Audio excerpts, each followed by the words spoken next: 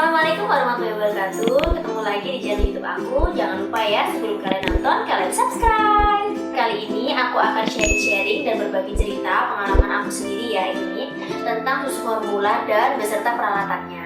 Kenapa sih aku sampai menyiapkan begitu banget susu formula dan peralatannya itu benar-benar sangat-sangat ekstra hati-hati banget. Itu karena ada sebabnya ya. Jadi waktu itu ceritanya, waktu baby aku itu berusia 5 bulan, dia itu terkena yang namanya leukositosis ya Mams ya, itu perlu diagnosa dokter. Leukositosis itu adalah kondisi di mana leukosit atau sel darah putih manusia itu nilainya melebihi normal. Nah kali ini kan pada bayi yang berusia di bawah 1 tahun, nilainya itu 5.000 sampai 10.000. Waktu itu anakku itu nilainya sampai 18.000 Mams. Nah jadi aku benar-benar shock banget kan, kenapa ya kok nilainya sampai segitu banyak. Tapi aku waktu itu nggak berpikir karena apa-apa ya, karena waktu itu aku pikir ya udahlah mungkin cuma demam biasa aja gitu ya.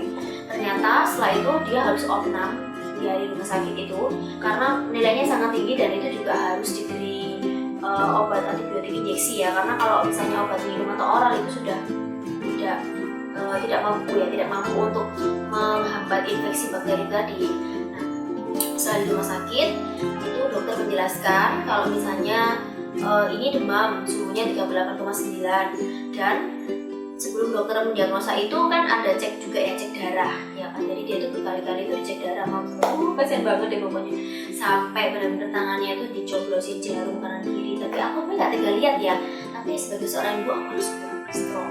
Dari pertama dia mulai dievaluasi terlebih dahulu ya, dia diberi antibiotik injeksi yang isinya itu adalah cefotaxime itu sudah lumayan sih ya untuk infeksi yang misalnya dia demam nggak turun-turun selama berapa hari. Kemudian dia juga dites untuk tipes, yaitu tes tipes itu menggunakan Widal test, itu juga dites juga.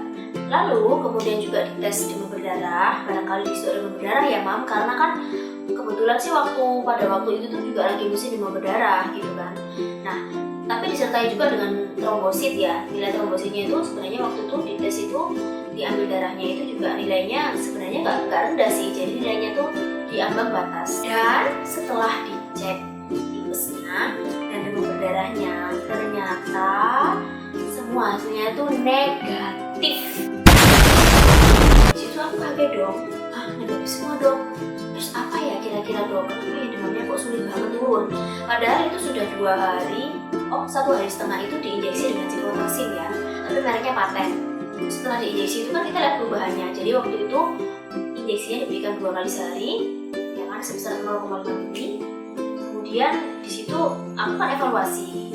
Setelah 2 hari panasnya dia benar-benar turun banget dan suhunya itu benar-benar normal, dingin banget, sekitar 35,7. Aku alhamdulillah banget ya Mam, karena suhunya tuh bisa sampai segitu gitu. Padahal awalnya kan 38,9, bahkan waktu di UGD itu dia sampai 39,2. Ternyata diagnosa dokter itu yang terakhir sendiri yaitu dia terkena leukositosis. Nah leukositosis itu merupakan penanda kalau di tubuh kita itu ada infeksi bakteri, karena leukositosis itu merupakan bagian dari imun kita. Logikanya begini ya Mam ya, kalau misalnya leukositosis atau sel darah putih kita itu tinggi, maka dia akan membaca bahwa tubuh kita itu terserang bakteri dari luar. Makanya dia mengeluarkan sel darah putih yang amat sangat banyak itu sebenarnya itu untuk penanda bahwa tubuh kita ini ada infeksi bakteri. Cuman karena waktu itu sudah nggak sampai dikultur ya, karena bakterinya benar-benar nggak tahu bakteri apa, ya udahlah akhirnya diagnosa dokter itu leukositosis. Karena leukositosis maka aku kan tanya kepada dokter advice gitu ya, jadi apa sih dok sebenarnya penyebabnya itu? Satu itu dari DOT ya, paling banyak itu dari susu formula yang kita sediakan itu adalah kurang bersih, karena waktu itu kan dia belum MPASI, jadi makanan dia hanya susu formula dong ya kan, karena dia sudah tidak minum ASI, maka salah satu penyebabnya itu adalah dari susu formula. Nah dari susu formula itu pertama bisa jadi botol dotnya sendiri yang kurang bersih, yang kedua kita terlalu teledor dalam menyiapkan minum untuk bayi itu. Lalu yang ketiga itu ya bisa juga itu kontaminasi bakteri dari luar itu yang menyebabkan dia menjadi banyak kuman yang masuk ke dalam tubuhnya. Maka dari itu aku setelah itu benar-benar prepare banget dan aku benar-benar gimana dok, gimana sarannya? Nah, saran dokter itu, jadi kalau misalnya kita bikin susu formula itu sebaiknya itu sekali minum itu 1 botol ya, jadi nggak boleh berulang-ulang. Nah, karena aku dulu teledor banget, aku ya pikirku ya udahlah nggak apa-apa lah, jadi kadang 1 botol 2 botol dan maksimal 3 botol aja gitu. Pikirku kan nanti bisa dibilas air panas atau misalnya ya udahlah bisa dicuci atau gimana ya.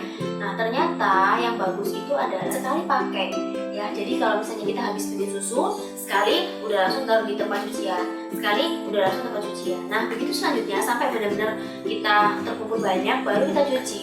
Nah, kalau aku dulu itu kan botol-botolnya cuma aku ini ya, apa sih namanya, cuma dibilas pakai air panas aja, makanya dia bilas seperti itu. Dan seringkali aku juga dulu waktu setelah nyuci atau setelah nyetirin dot itu tidak ditutup mams, jadi dibiarkan di alam terbuka gini, cuma ditiriskan aja gitu. Dan itu ternyata juga bisa menyebabkan kontaminasi bakteri itu sendiri gitu. Walaupun misalnya steril kita sudah benar, cuci kita sudah benar, nah tapi kalau misalnya kita setelah penyimpanannya salah juga bisa berakibat fatal gitu kan. A few moments later, a few inches later, 2 hours later, 1 eternity later. Lanjut ya mams ya, setelah kejadian itu jadi aku benar-benar kayak agak-agak trauma gitu ya kalau misalnya dia suhunya itu sangat panas atau misalnya demam, karena sebelumnya kan memang nggak pernah sama sekali demam dan tiba-tiba demam itu udah langsung parah gitu ya. Nah, leukosidrosis setelah dia pulang dari rumah sakit, jadi aku benar-benar prepare, aku membeli dot botol itu sebanyak 12 dan aku langsung beli yang merek Pigeon sekalian yang agak bagusan dikit ya. Terus aku juga membeli alat-alat kayak untuk meniriskannya itu benar-benar tempat tertutup. Sekarang dari wadah peniriskannya dulu ya mam ya. Dari wadah peniriskannya itu kayak gini. Jadi aku tuh cari-cari di dalam kitchen setku. Aku cari-cari di kitchen setku. Waktu itu pemberian dari mamaku. Ini sebenarnya sih buat tempat roti ya. Tapi ternyata aku setelah pikir-pikir biar lebih ekonomis dan kita nggak keluar budget yang sangat besar untuk membeli tempat rak peniris dot itu, maka ini bisa dipakai ya. Jadi ini bisa dibuka kayak gini mam. Kalau misalnya kita sudah bikin susu atau misalnya lagi sudah disteril, ditiriskan, kita tutup kembali. Dan ini bagian sini juga ada tutupnya. Terus yang paling enak itu dia kayak bisa dibawa kemana-mana gitu ya, diangkat. Jadi kalau misalnya kita mau traveling itu benar-benar kita itu sangat-sangat fleksibel dan bentuknya juga nggak terlalu besar kan, cuma segitu. Cuman ini muatnya itu bisa sampai 8 dot, ya kan? Jadi benar-benar sangat-sangat ekonomis ya. Sebenarnya ini bisa juga sih dibeli di Shopee atau Tokopedia juga. Kita menggunakan keyword green leaf ya, green leaf tempat roti itu nanti munculnya tuh kayak gini ya, harganya tuh murah sekitar 30.000 atau 35, paling mahal 40.000 lah ya, tapi kita sudah bisa memetik kemanfaatannya tuh kayak gini banget. Nah ini, jadi dia benar-benar aman, nggak ada kontaminasi bakteri, nggak ada kontaminasi kuman, karena dia benar-benar tertutup banget di dalam. Cuma nikelnya memang aku ikutin di dalam botol itu kayak gini. Jadi aku sekalian taruh di sini ya, karena nikel itu kan langsung bersentuhan dengan mulut bayi.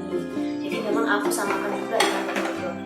Yang kedua itu ini untuk khusus tempat untuk botol dan tempat ini ya yang buat penutupnya warna putih itu. Ini juga murah sih, harganya cuma sekitar mungkin kalau di Shopee atau di Tokopedia itu sekitar 18.000 ya. Ini ada kancingnya yang bisa dibuat tutup. Nah ini kan aman ya, jadi dia sangat rapat.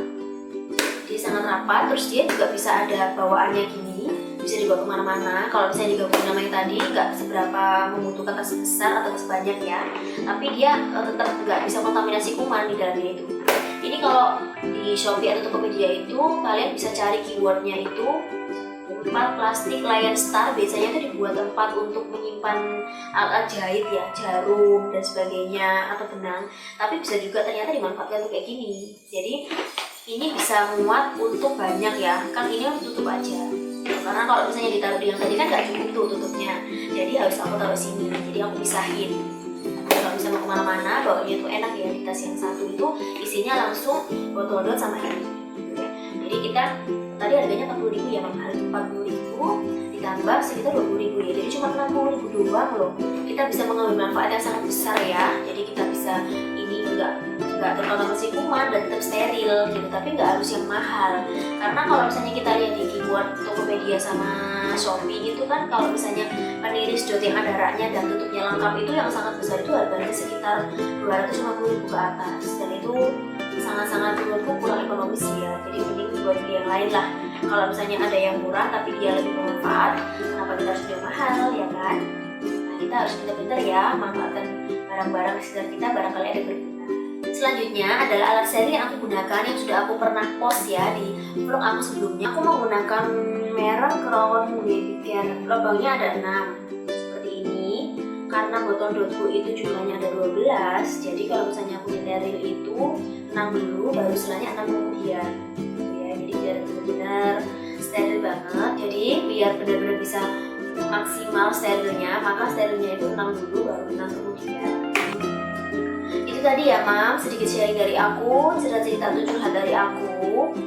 Itu pengalaman adalah merupakan guru yang terbaik. Jadi jangan menyepelekan sesuatu hal yang kecil yang nantinya itu bisa berakibat fatal. Sebaiknya mam sekalian itu sedia payung sebelum hujan.